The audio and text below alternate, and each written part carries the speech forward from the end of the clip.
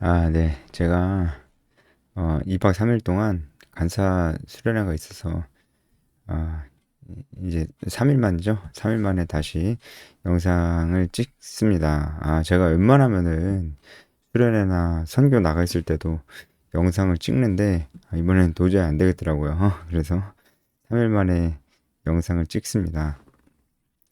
다행히 제가 찍지 못했던 그 시간 동안의 말씀들이 그렇게 많이 어렵지 않아서 여러분들이 충분히 묵상을 하실 수 있을 것이라 이렇게 생각을 합니다. 음, 네. 오늘 34장 10절부터인데요. 제가 간단하게 좀 하겠습니다. 하나님께서 언약을 다시 세우십니다. 내가 언약을 세우나니 이렇게 나와 있는데요. 음, 이 말씀은 바로 앞 구절인 34장 9절에 모세가 우리를 주의 기업으로 삼으소서 이렇게 기도했잖아요. 이 기도에 대한 응답입니다. 주의 기업으로 삼으소서라는 기도는 우리를 다시 하나님의 언약 백성으로 다시 그 언약을 굳건하게 해주세요. 이런 내용이잖아요. 그렇게 모세가 기도했는데 하나님께서 그렇게 하시겠다는 겁니다. 언약입니다. 언약. 예, 금송아지 사건 이후로 그 하나님께서 이스라엘 백성들과 맺으셨던 언약이 사실상 파기됐었죠. 이스라엘 백성들이 순종하지 않으므로 사실 파기된 것인데 하나님께서 모세의 중보기도를 들으시고 그렇게 하지 않으셨어요. 그렇게 하지 않으셨지만 그 이스라엘 백성들이 이 언약을 파기한 죄죠, 죄. 그러니까 하나님 앞에 불순종한 것에 대한 어느 정도 징계를 하시긴 했습니다. 대가는 아닙니다. 죄에 대한 대가는 죽음밖에 없어요. 멸절되는 것밖에 없는데 멸절시키진 않으시고 대신에 마지막까지 기회를 줬는데 그 마지막까지 돌아오지 않았던 자들에 대하여 레위인이 칼을 들고 죽이게 함으로써 3천 명이 도륙되는 일들이 있었죠. 그건 절대로 금송아지 사건에 대한 대가가 아닙니다. 징계입니다. 징계. 그렇게 하셨어요. 하셨음에도 불구하고 어, 하나님께서 나의 사자로 어, 너희와 함께 가게 하겠다고 마치 하나님께서 같이 가지 않으실 것처럼 이렇게 말씀하시고 그렇습니다. 네. 그래서 모세가 더욱더 하나님께 기도하고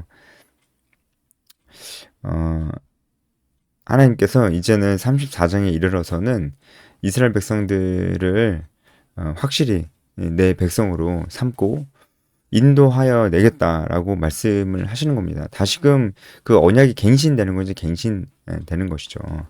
이 언약적 관점으로 여러분 이 말씀을 봐야 됩니다. 그러니까 그런 관점으로 보면은 하나님께서 이스라엘 백성들의 그 큰 죄를 보고도 그냥 징계 정도로 그치시고 사실상 이스라엘 백성들이 일방적으로 하나님과의 약속을 파기한 것임에도 불구하고 하나님께서 이들을 버리지 않으시고 끝까지 붙드시는 모습을 여기서 볼 수가 있는 겁니다. 우리가 하나님의 붙드심, 하나님이 우리를 위해서 기다리심 이런 묵상을 하고 할 때 언제나 우리를 기다리시고 언제나 우리를 붙드신다고 이렇게 고백하잖아요. 근데 그게 당연한 겁니까? 그게 당연한 거라고 우리가 여기고 있지는 않은지를 생각을 해봐야 됩니다. 당연한 게 아닙니다. 우리가 죄를 짓고 우리가 죄인이라면 하나님이 더 이상 우리를 붙드시고 기다리실 필요가 없습니다. 근데 하나님께서 우리를 붙드시고 기다리시는 이유는 예수 그리스도의 피를 보시고 그렇게 하시는 거예요. 예수 그리스도의 순종을 보시고 그렇게 기다리시는 겁니다. 하지만 그것도 마냥 계속 기다리진 않습니다. 우리 모두 다 이 세상에서의 끝날이 있기 때문입니다. 그러니까 우리는 하나님께서 예수 그리스도의 피로 말미암아 우리를 하나님의 백성 삼으셨다. 우리와 언약을 맺으셨죠. 그죠? 하나님께서 이스라엘 백성과 언약을 맺으신 것처럼 지금 우리와 언약을 맺으셨다라는 것을 늘 기억하면서 우리가 뭘 해야 됩니까? 하나님의 말씀에 순종해야 됩니다. 그래서 이제 11절부터도 하나님께서 이스라엘 백성과 언약을 갱신하시면서 이스라엘 백성들이 반드시 순종해야 될 말씀에 대해서 또 말씀을 해 주시는 거죠. 십계명과 비슷한데요. 우리가 여기서 발견할 수 있는 것은 하나님 말씀에 순종하는 것이 진짜 중요하다는 겁니다. 하나님께서 그냥 언약 갱신해 주시고 그래 너는 아무것도 하지 마라. 내가 다 해줄게 이렇게 하지 않으시고 한마디로 너희들도 앞으로도 계속해서 이 신뢰를 보여라라는 것이죠. 하나님을 믿는 믿음, 이 믿음을 보여라. 내가 너희 하나님 여호와라는 것을 너희들도 믿느냐? 그럼 그 믿음을 보여라. 그 믿음을 어떻게 보이느냐? 하나님 앞에서 하나님을 향한 믿음을 보일 수 있는 방법은 사실 하나밖에 없어요.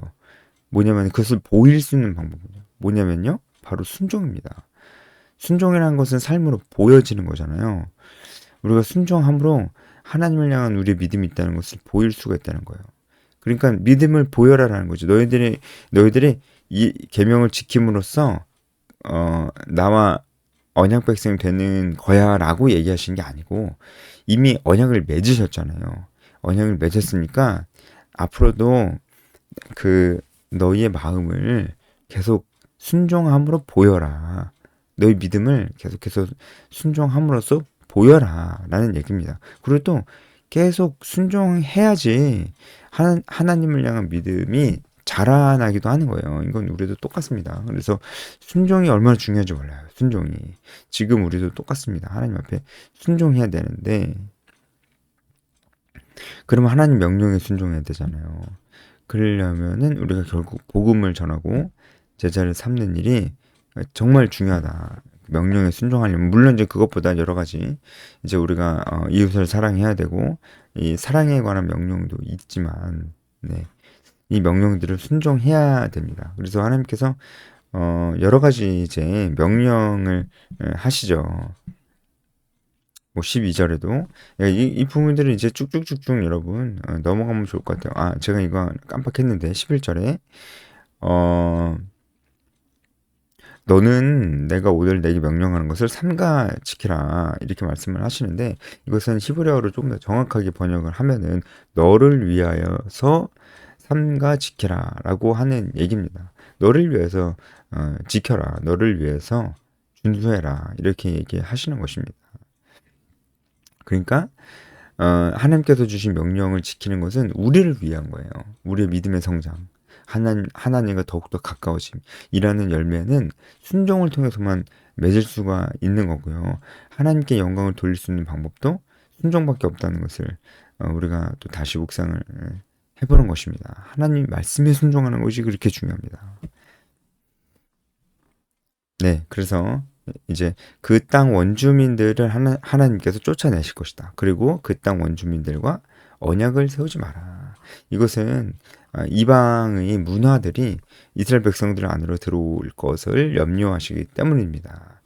아무래도 이렇게 그 이방 족속들과 화친을 맺으면 이 당시에 화친을 맺는 그 언약식 안에 이방 신에게 경배하는 그런 언약식을 많이 했다고 합니다. 이제 그것도 그렇고 어쨌든 이제 화친을 맺으면 그 민족에 있는 이방이 아니고 이제 우상을 섬기는 것들이 이스라엘 안으로 들어올 수 있는 거죠. 그래서 여러분 이것도 우리가 생각을 해봐야 돼요. 어떻게 우리에게 적용을 할까요? 안 믿는 사람과 아예 안 사귀면 될까요? 그건 아닙니다. 안 믿는 사람도 사귀고 하나님의 사랑을 그들에게 베풀어 주고 보여주고 나눠주고 해야 됩니다. 하지만 깊이 있게 사귈 수는 없어요. 깊이 있게 사귀는 게 사실 됩니까? 안 믿는 사람이랑 깊이 있는 대화를 할 수가 없는데 세계관과 가치관이 너무 다르니까. 그래서 이제 믿는 자들이 서로가 서로에게 동역자가 되는 것이 얼마나 중요한지를 생각해 보고 또 어쨌든 그들과 그 12절에 그 원주민들과 언약을 맺는 일이 얼마나 안 좋은 것인지 말씀하시는 겁니다. 그래서 우리도 안 믿는 사람들과 사귀면서 너무나 이제 그들과 좋은 관계 속에서 살지만 그들의 세상적인 가치관이나 혹은 문화들이 나에게 들어오고 있지는 않는지는 정말 생각해 봐야 됩니다.